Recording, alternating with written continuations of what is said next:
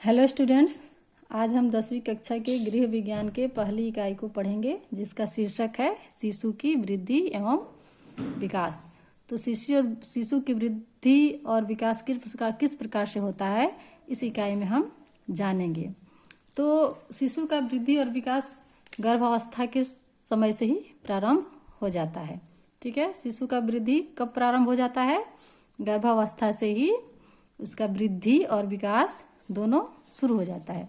और वृद्धि और विकास दोनों अलग अलग चीजें हैं, अलग अलग प्रत्यय हैं। तो वृद्धि क्या है?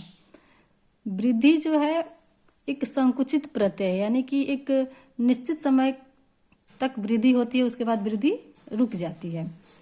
तो गर्भधारण के पश्चात जो गर्भस्थ शिशु होता है, गर्भ में जो पल रहा शिशु होता है, उसकी वृद्धि होने लगती है और यह वृद्धि उसके शरीर के आकार, लंबाई और भार में होती है तथा उसके जो आंतरिक अंग होते हैं, फेफड़ा, किडनी, हृदय, उनमें वृद्धि होती है तथा उनके मस्तिष्क में भी वृद्धि होती है।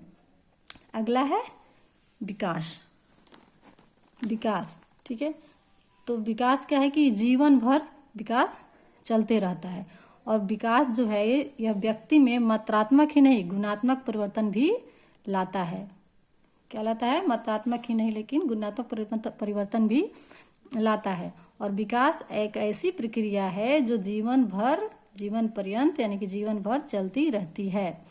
और विकास में जो भी परिवर्तन होते हैं वे एक दूसरे से संबंधित होते हैं। जैसे कि कोई बालक है, पहले उठना सीखता है, फिर बैठना सीखता है, फिर चलना, फिर दौड़ना सीखता है। तो ये क्या है?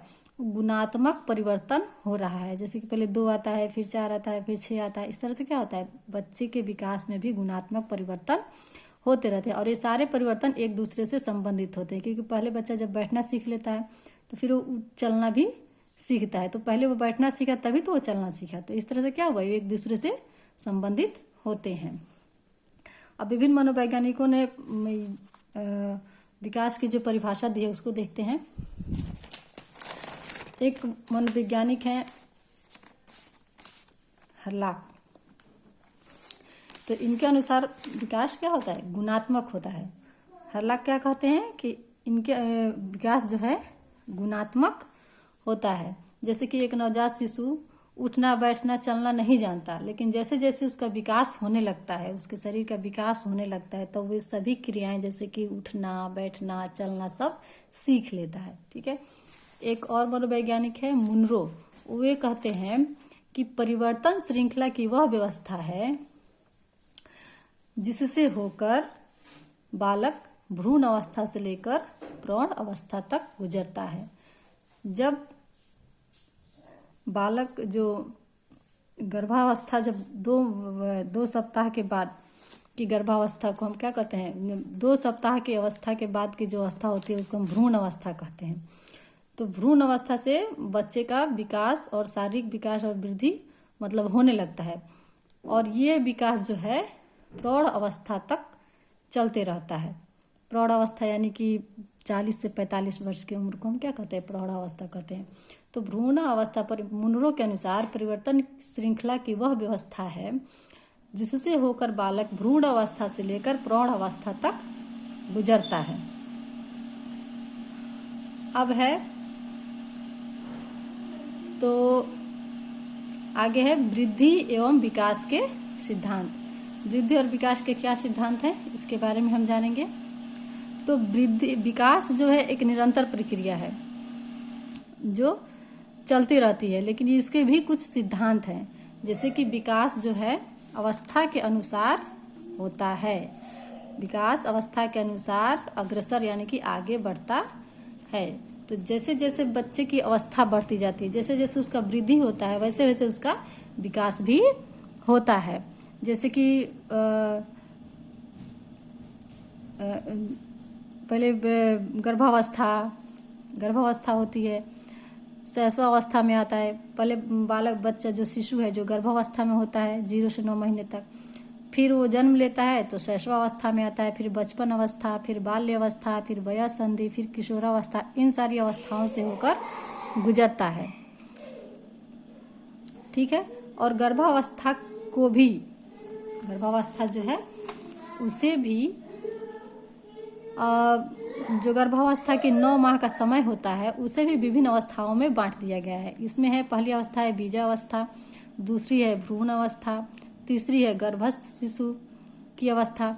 तो इनकी अवधि आरंभ के 2 सप्ताह, यानी कि आरंभ के जो 2 सप्ताह होते हैं गर्भावस्था के, वे बीजावस्था के होते हैं।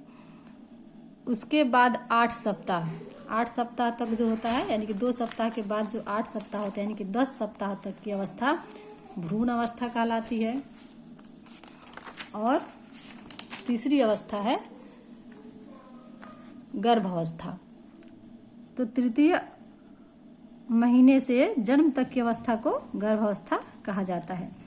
तो प्रत्येक अवस्था में अलग अलग तरह के विकास होते हैं। जैसे कि प्रथम अवस्था में केवल एक निषेचित डिंब रहता है, ठीक है। दूसरी अवस्था में अंगों के निर्माण के लिए उसमें अलग अलग भाग, जैसे भ्रूण अवस्था जब आती है, यानी कि 2 सप्ताह के बाद से जो 8 सप्ताह तक का समय होता है, उस समय शिशु के अंगों का निर्माण के लिए अलग अलग भाग विभाजित होते हैं।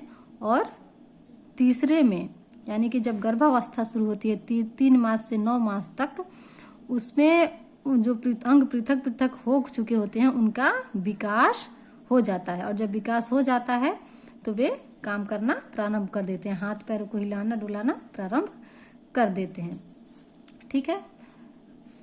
तो इस तरह से जब बच्चा जन्म लेता है तो जन्म से 2 वर्ष तक बच्चा जो है दूसरों के सहारे अपना जीवन चलाता है। किसके सहारे चलाता है? दूसरों के सहारे अपना जीवन चलाता है। और धीरे धीरे आत्मनिर्भरता की ओर बढ़ता है। कुछ कुछ काम वो अपने से ही करने लगता है। उसके बाद वो अपने पेशियों पर नियंत्रण करना सीख लेता है। पेशियों पर नियंत्रण करना सीख लेता है। उसके संवेग, यानी कि उसके अंदर भय, क्रोध इत्यादि संवेग विकसित होने लगते हैं। खाना, खेलना, चलना, बोलना, ये सब क्रियाएं विकसित होने लगती है।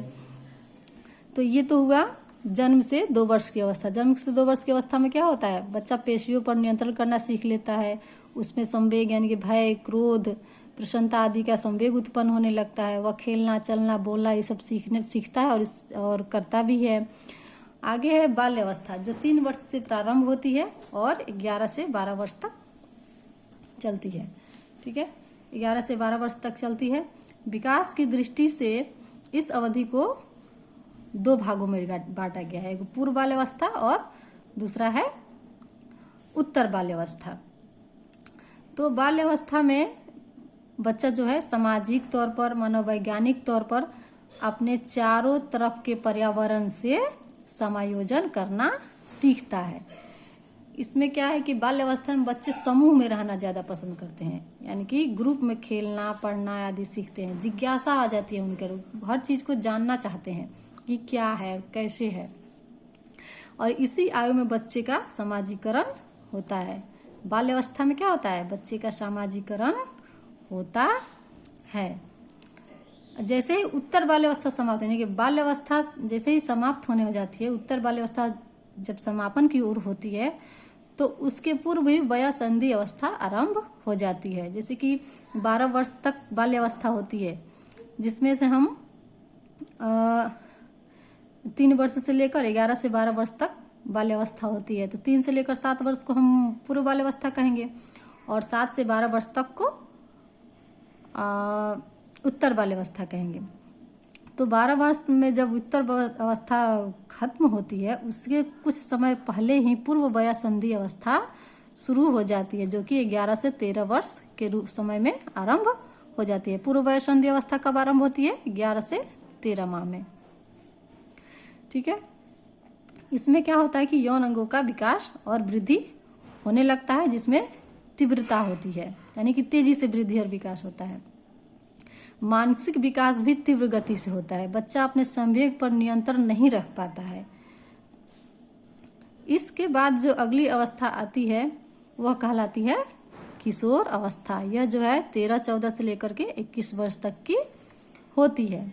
इसको भी विकास की दृष्टि से पूर्व किशोरावस्था और उत्तर किशोरावस्था में बांटा गया है। तो इस अवस्था में, किशोरावस्था में क्या होता है कि बालक के शरीर और मन में बड़े ही विध्वंसकारी, विप्लवकारी यानी मतलब विध्वंसकारी परिवर्तन आते हैं।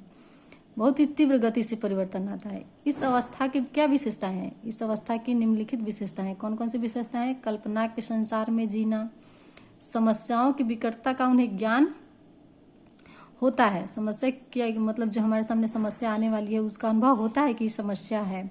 सामाजिकता का विकास होता है उनमें, कामुकता में वृद्धि होती है।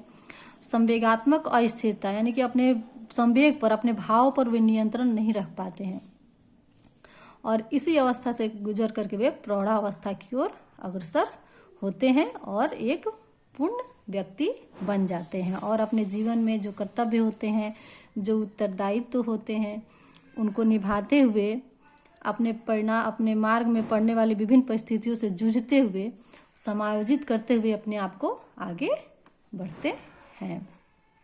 ठीक है। और दूसरा है आपका परिपक्वता और अधिगम के परिणाम से विकास होता है। विकास कैसे होता है? परिपक्वता और अधिगम के परिणाम से विकास होता है। परिपक्वता यानी कि शारीरिक परिपक्वता से संबंधित, यानी कि जब आदमी अपने पैरों पर खड़ा हो गया है, अपने आप को संभाल सकता है, तो उसे हम क्या कहते हैं? परिपक्वता कहते हैं। ठीक है।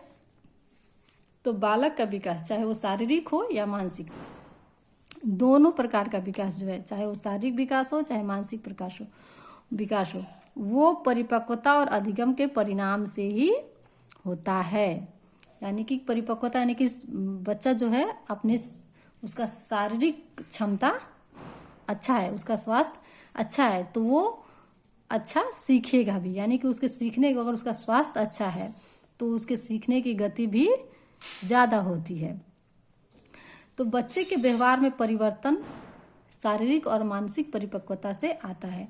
जितना बच्चा शारीरिक रूप से और मानसिक रूप से संबल होगा, स्वस्थ होगा, उतना ही अच्छा उसके व्यवहार में परिवर्तन आता है। और ये सब परिवर्तन क्या होते हैं? स्वाभाविक होते हैं। जैसे जैसे आयु बढ़ते जाते हैं, बच्चे में परिवर्तन होते जाते हैं। जैसे कि एक छोटा सा बच्चा होता है, कुछ सीखता है, जैसे जैसे वो बड़े होते जाता है, उसका शरीर का उसके विकास होता है, और उसके साथ साथ उसके मानसिक रूप से भी उसका विकास होता है और भी ज़्यादा सीखना शुरू कर देता है। पहले थोड़ा सीखता था, अब और ज़्यादा सीखता है। जैसे जैसे बड़ा होता है वो ज़्यादा सीखने लगता है। तो इस तरह हम कह सकते हैं कि परिपक्वता और अधिगम के परिणाम से ही विकास होता है। हर्लाक एक मनोवैज्ञानिक हैं जो बोलते हैं कि परिपक्वता अधिगम के लिए कच्चा माल प्रदान करती है। यानी कि जब बच्चा परिपक्व होगा, शारीरिक रूप से सक्षम होगा, परिपक्वता का मतलब वो शारीरिक रूप से सक्षम होगा, तभी वो सीख सकेगा, और सीखेगा तो उसका विकास होगा। इसके बिना अगर बच्चा परिपक्व नहीं है, मानसिक और शारीरिक रूप से सक्षम नहीं है, स्वस्थ नहीं है, तो वो विकास उसका रुक जाएगा या फिर धीमी गति से होगा। ठीक है। तो आज के वीडियो में बस इतना ही। अगले वीडियो में हम विकास के प्रतिमानों के भविष्यवाणी, विकास का निश्चित क्रम आदि हम पढ़ेंगे। ठीक है।